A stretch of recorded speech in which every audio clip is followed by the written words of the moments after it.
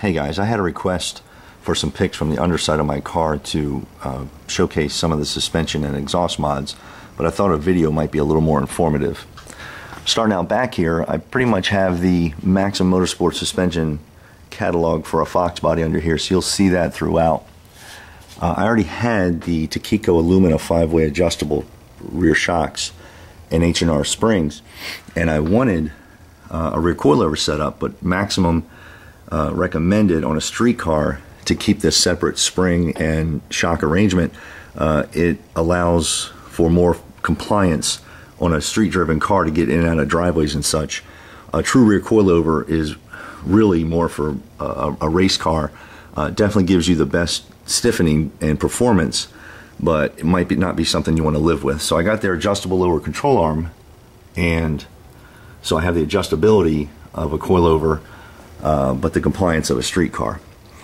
This is their panhard bar, which locates the axle housing under the car, which mitigates the need for the upper control arms, which was good because I needed the real estate for the exhaust.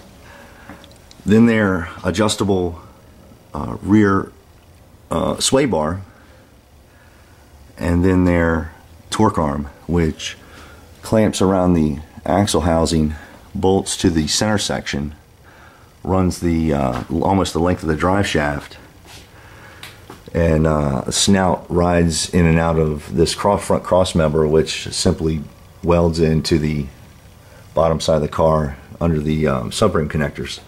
Subframe connectors are simply a square tubing with some bracing that runs the length of the car. I got these put on back in '99, and they're simple and effective.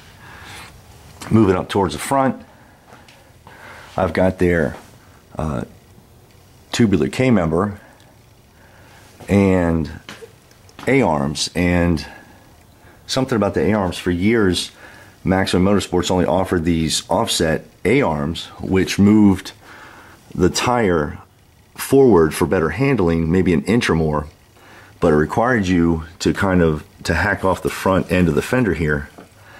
I kind of drug my feet for years because I didn't want to do that, and then they came out with these negative offset A-arms, which relocates the wheel in the the factory location. So I'm giving up just a bit of handling and weight distribution, but I didn't want to cut my car up, so I went with that. Got the bump steer kit. I still have my I had the Illumina 5-way front struts.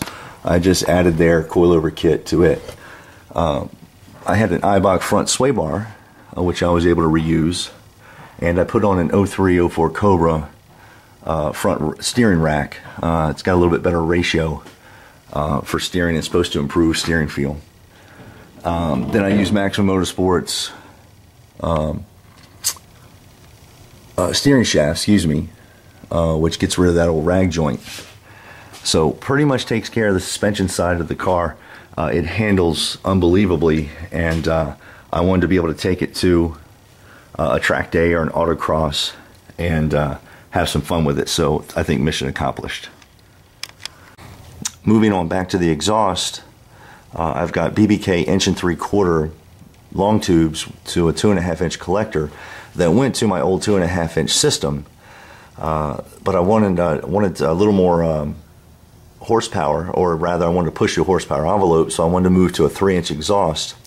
I had to go with a custom setup, and the reason is with the T56 conversion, the modified tranny cross member is kind of swept back, and of course I've got this torque arm cross member. So these are two cross members that were never intended to be there from the factory, so there's no kit in 2.5-inch or 3-inch variation that will actually fit underneath the car. Even with my old 2.5-inch, I had to kind of angle it down to move around it, and I had some clearance issues, so I just went with a custom 3-inch setup.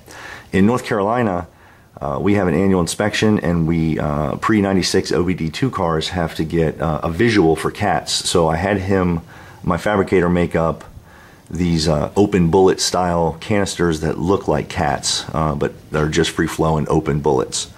They come back to a Mac 3-inch Pro chamber, and then on back to these Mac flow path mufflers. The Mac flow path muffler is, in my research, the highest flowing street strip muffler on the market. Anything, the only thing that flows better are race style bullets, which are unbelievably loud. So the Mac Pro Chamber accomplishes two things. You get the crossover effect that you want to equalize exhaust pulses, but it's also a bit of a muffler, so it helps to quiet the flow pass down, really complements, and the car sounds incredible but still has unbelievable flow. Fabricator then took the 3-inch stainless tubing and routed it, over the axles, and then on around between the gas tank and the tire on back to these 3.5-inch polished tips. He did an unbelievable job of working around this jungle gym of suspension to get this 3-inch exhaust in. There's a V-band clamp on both sides. If I can show you, you can actually see the clearance that he has. I can't get any wider tire under here. You can't even get a finger in there, but there's no rubbing or clearance issues, and I was able to accomplish a 3-inch exhaust with all the suspension goodies and still get pretty good clearance underneath the car. If you can kind of see, you got the long tubes, which you're kind of stuck with that, but then pretty much there's nothing that's lower than the long tubes until you get back here to that torque arm. The torque arm is about 3.5 inch lower than the pumpkin ball, so that is actually the lowest point on the car. So he was able to tuck up a 3-inch exhaust about as tight as you can get considering everything I have under here. But that's it. That is the exhaust underneath the car and the suspension goodies. I hope this helped. Thanks, guys.